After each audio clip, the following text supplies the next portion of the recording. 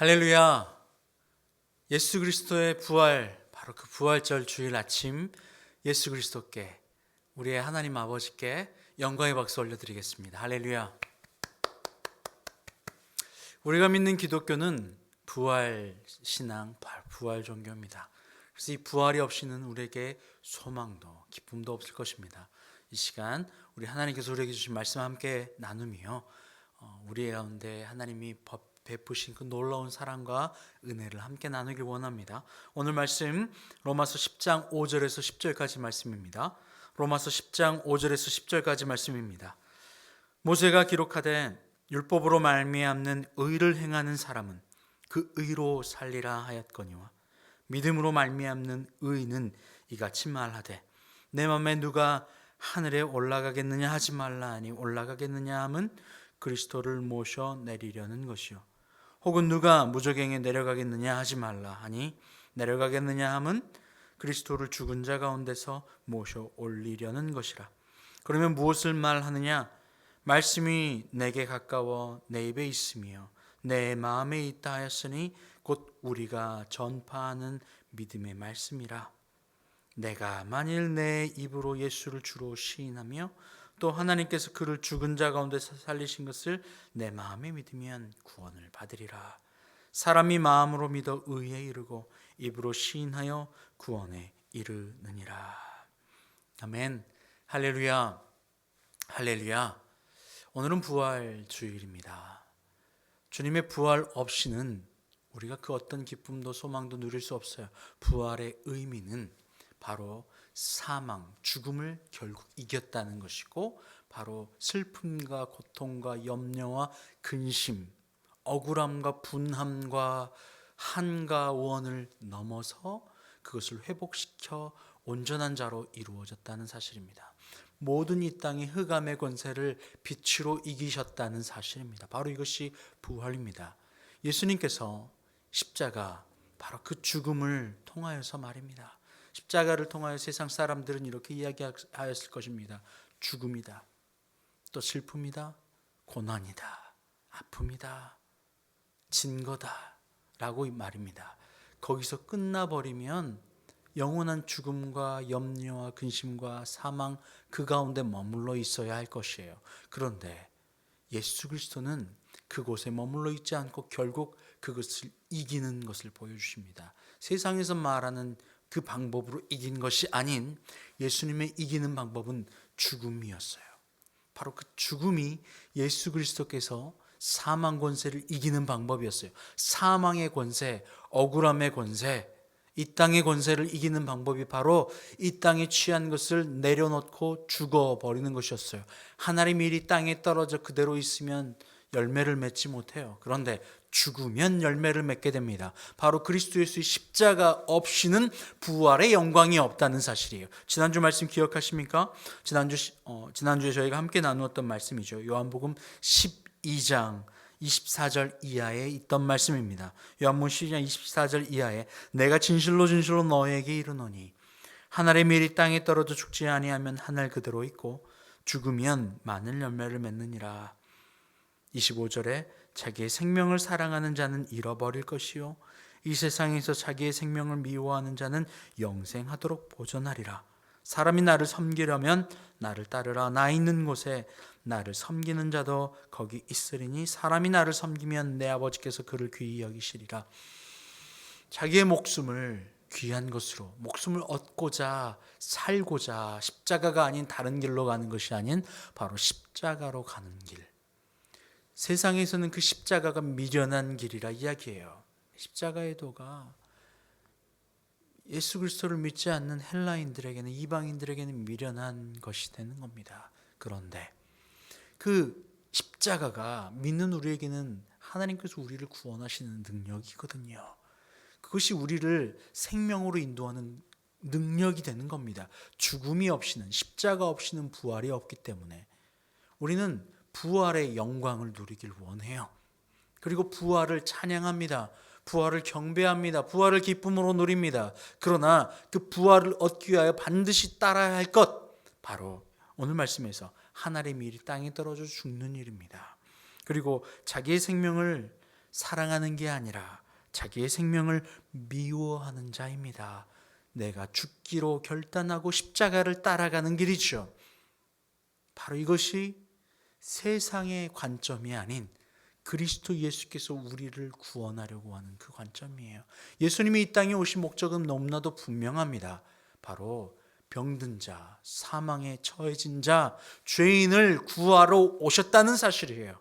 죄인은 바로 여러분과 저, 바로 이 땅에 하나님께서 공급하시는 그 생명의 놀라운 축복을 끊어버리고 이 땅에서 얻는 것을 통하여서 나를 만족하며 살아가려고 하는 그 죄입니다. 바로 선악과의 죄이죠.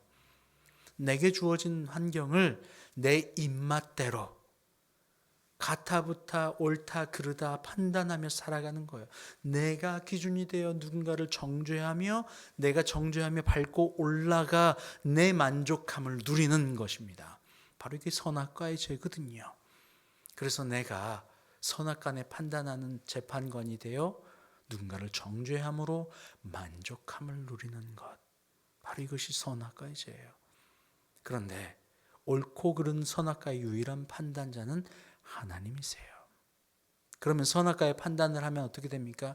그것이 내 안에 육신의 내 삶의 무게로 나를 억눌러 부담감으로 다가오게 됩니다.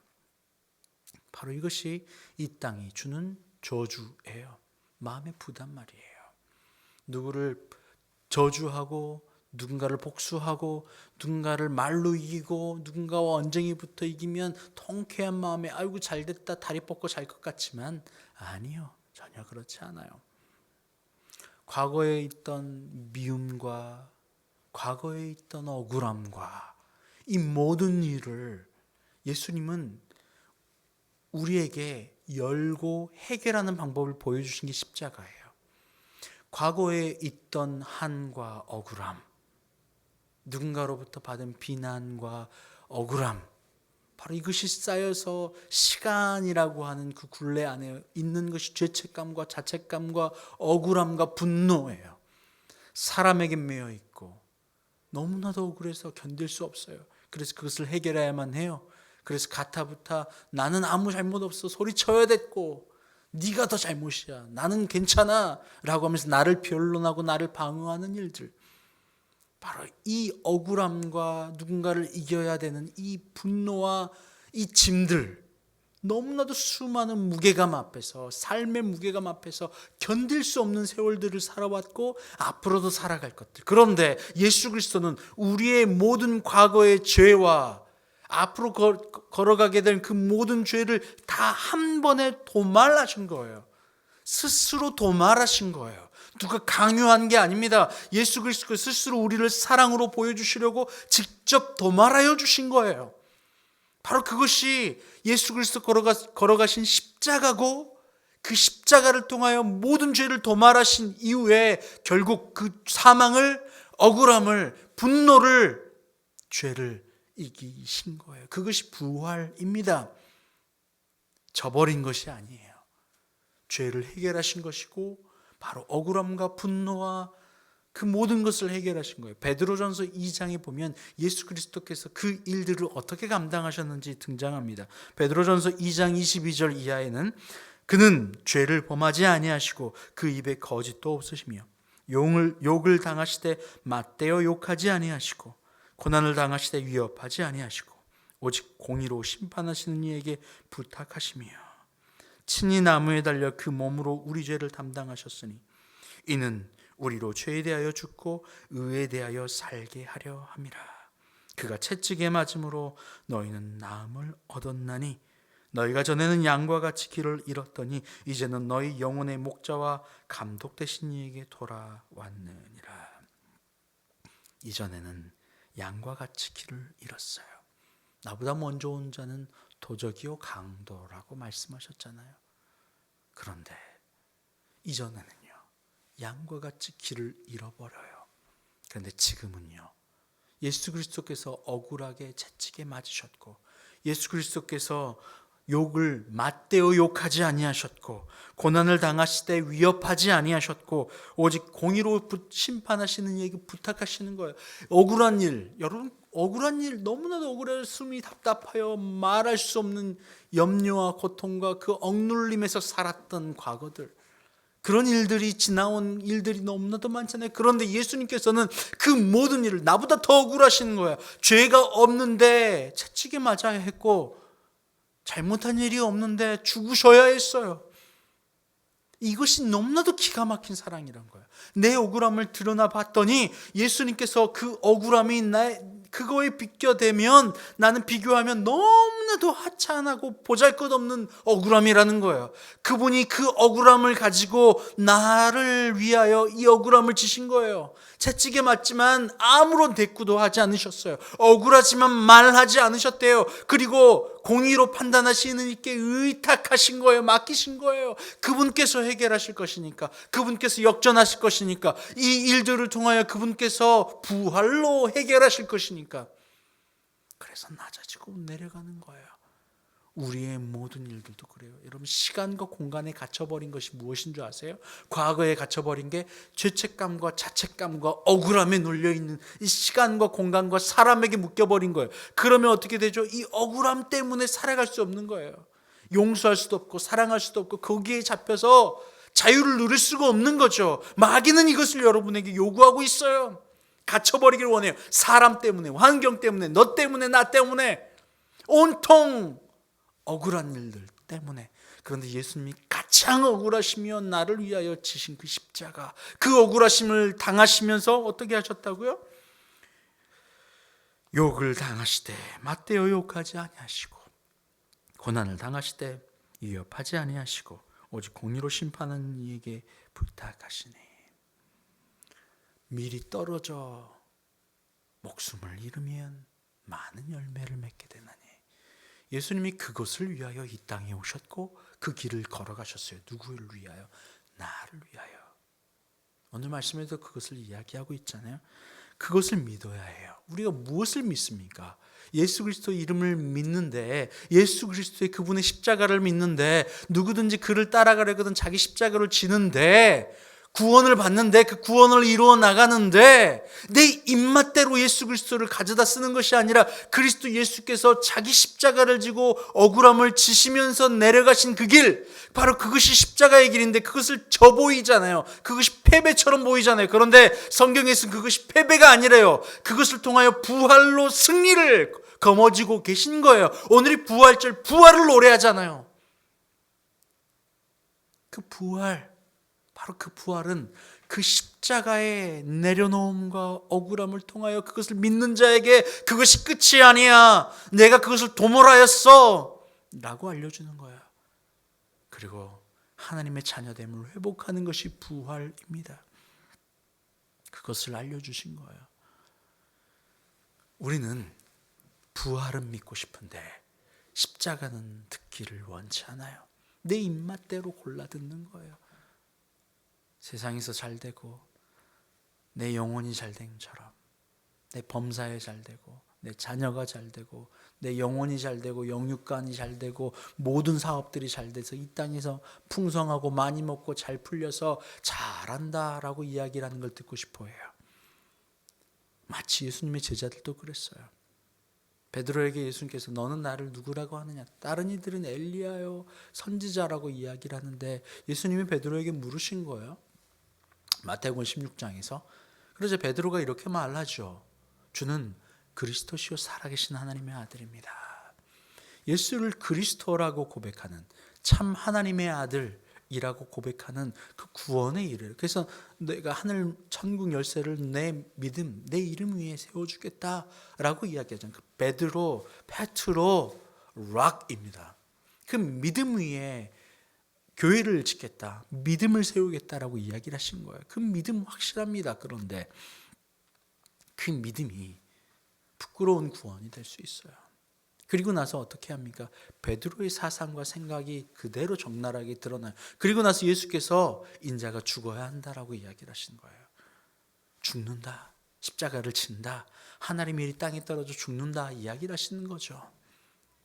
자기 목숨을 잃으면 얻게 될 것이고 자기 목숨을 살고자 하면 죽을 것이다 라고 이야기를 하시는 거예요. 그래서 내가 죽음의 길을 걸어가야 된다, 억울한 길을 걸어가야 된다. 이 죽는 길이 눈으로 보기에는, 세상에서 볼 때는 미련한 길처럼 보이나 이것이 결국 생명을 구하는 한 승리의 법이다. 낮아지는 것, 나를 비우는 것이 결국 내 안에서 그리스도 예수, 하나님께서 내 안에 사시는 사랑을 받는 비결이다 라고 명확하게 알려주시는 거예요. 그런데 베드로가 볼 때, 제자들이 볼 때 그 예수 그리스도께서 걸어가신 그 십자가는 내 입맛에 맞지 않는 거예요. 내 선악과의 판단으로는 그것이 악으로, 배드로 느껴지는 거예요. That is not good.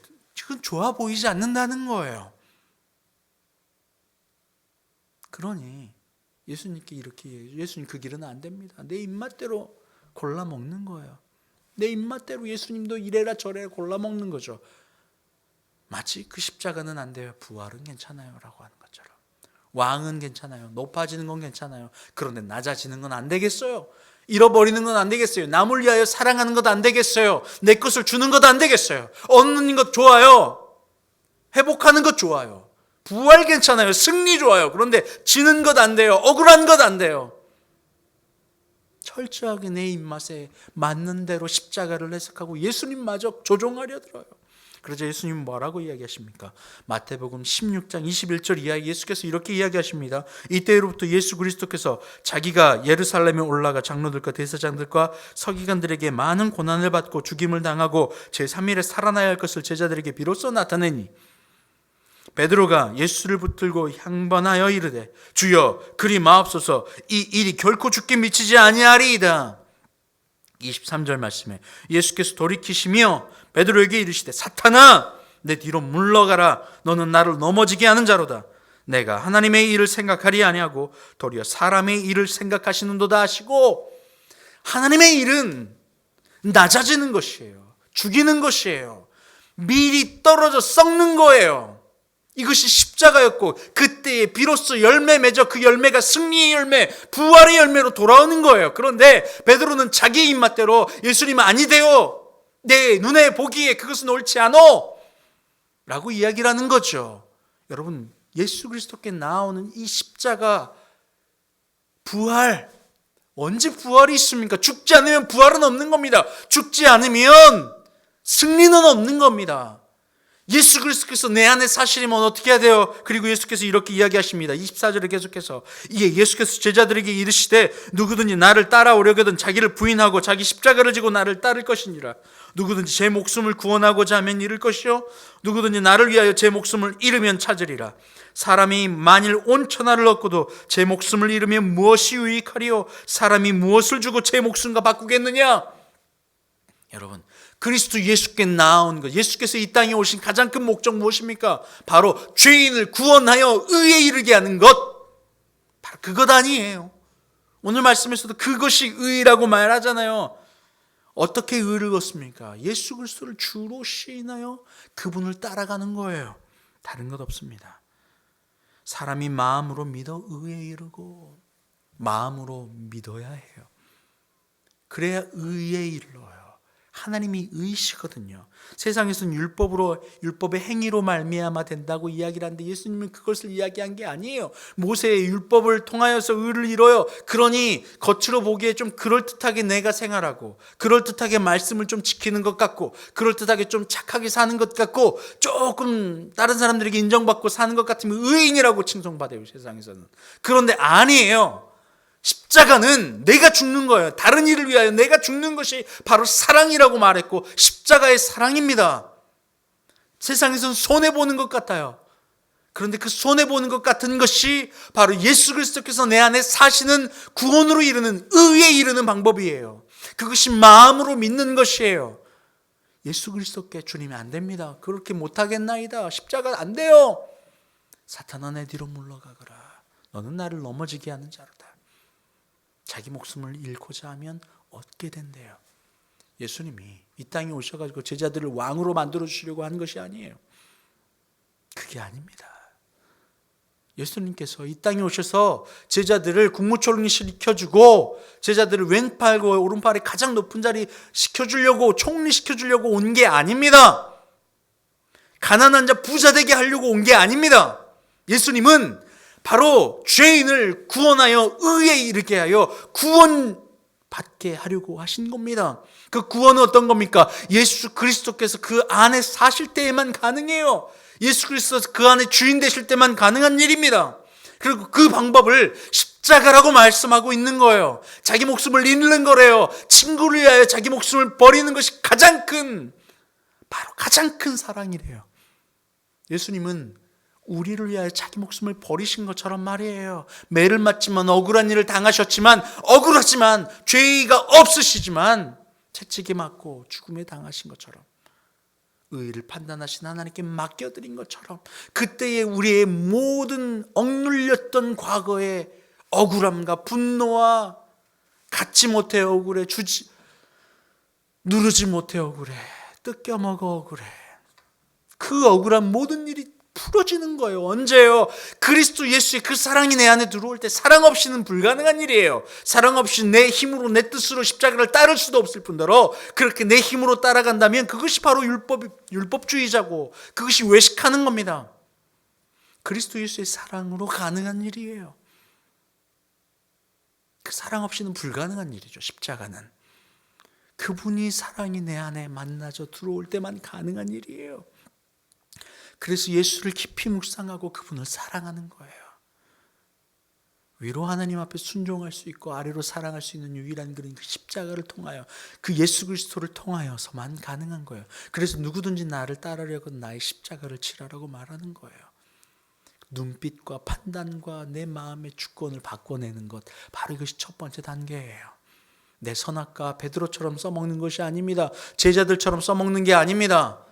그때의 내 억울한 일들, 내 지나온 너무나도 억울한 일들이 예수 그리스도의 그 십자가 앞에 들고 나왔더니 너무나도 보잘것없고 하찮은 것이라는 거예요. 그러자 주님의 십자가 앞에 내려놓게 되는 거예요. 주님의 그 억울함을 당하시고 나를 위하여 죽으셨다니요. 주님 감사해요. 주님 그 십자가에 감사해요. 그 사랑에 감사해요. 주님 나를 위하여 죽으신 그 사랑에 감사해요.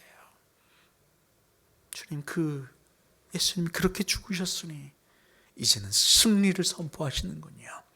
승리가 선포되어지는, 구원이 선포되어지는 그 길은 내가 죽는 길이에요. 우리의 신앙 여정은 바로 그 길입니다.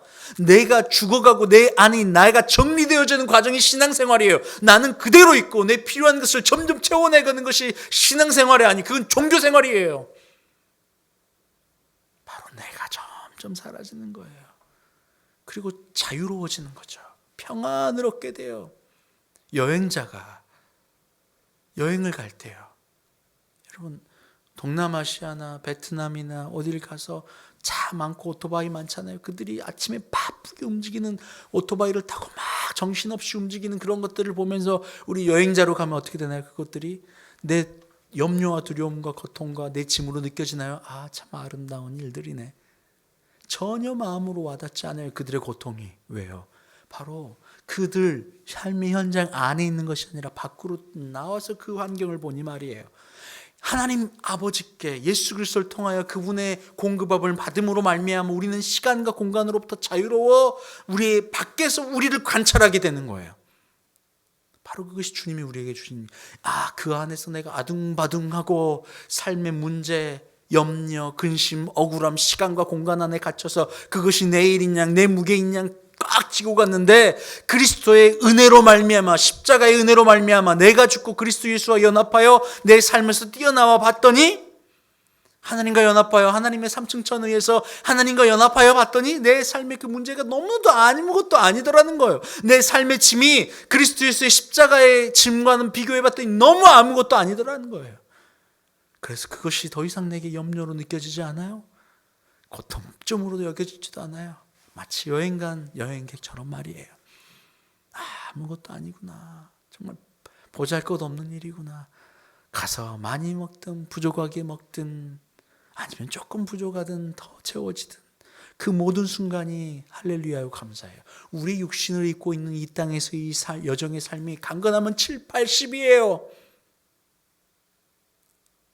강건하면 말이에요, 너무나도 짧게 왔다 가요. 짧게 왔다 가요. 이번 주에 노예를 방문했어요. 제가 청년부 때 스승으로 은사로 섬겼던 목사님을 짧게 만났어요. 그 목사님께 목사님 잘 지내시죠? 인사를 나누고 이런저런 이야기를 했어요. 한 5분 정도. 그리고 목사님 뭐 앞으로 이제 이렇게 더 큰 이렇게 축복과 은혜가 있길 원해요라고 하는데 저한테 딱 한 말씀 하시더라고요. 나 내년에 은퇴요. 아니 벌써 그렇게 되었나요? 우리가 만난 지가 20년이 넘었지. 내 목회 시작이 50살이 좀 넘었으니까 이제 은퇴할 때가 되었지. 여러분 우리 인생이 그래요.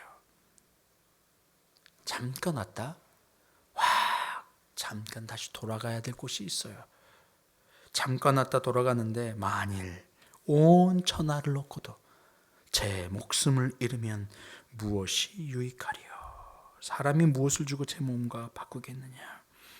요한복음 12장에 보면 마리아가 향유 온전한 순전한 나드 한 근을 가지고 와 예수님의 머리 다리 아래 깨고 머리로 예수님의 발을 닦아요.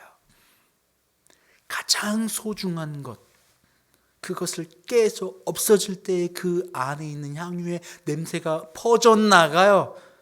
씨앗이 죽을 때에 비로소 그때의 생명이 열매가 맺혀져요. 근데 그때에 무슨 일이 있죠?